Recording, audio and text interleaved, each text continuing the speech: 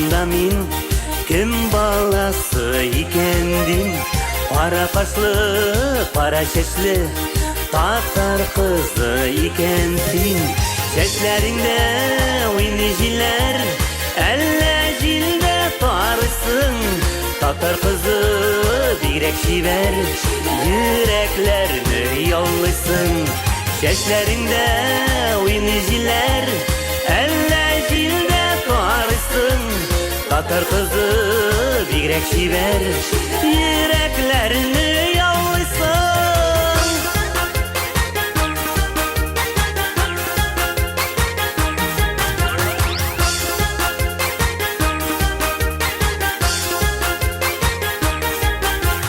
Kirpikleriň koyu kamış, küzleriň sihri kış.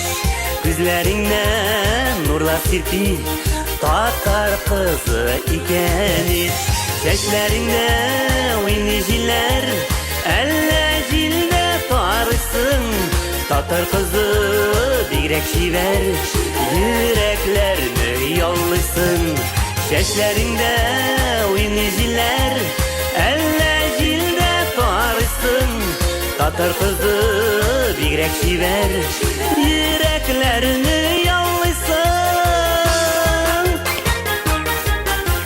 Vagidilde yüzdün melle, bigräk matur boysunun. Güngüllerini bivrendere, birin şarranmanın. Şeşlerinde oyni jiller, elle jilde tarısın. Tatar kızı bigräk şiver, yüreklerini yallısın. Şeşlerinde oyni jiller, elle jilde tarısın.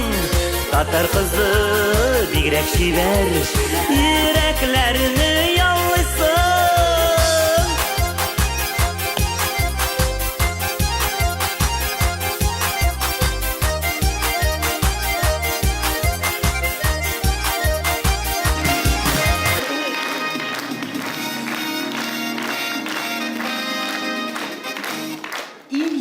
Kız nominasyasını yauladı Leniza Usmanova.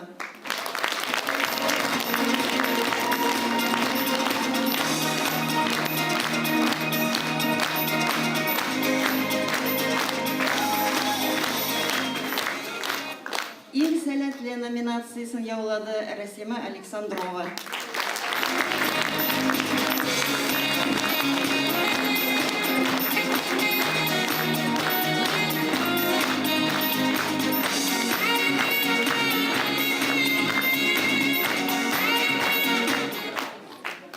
Бүгінгі бәйгенің Татар қызы 2018 исемен яулады Алсу Янбулатова.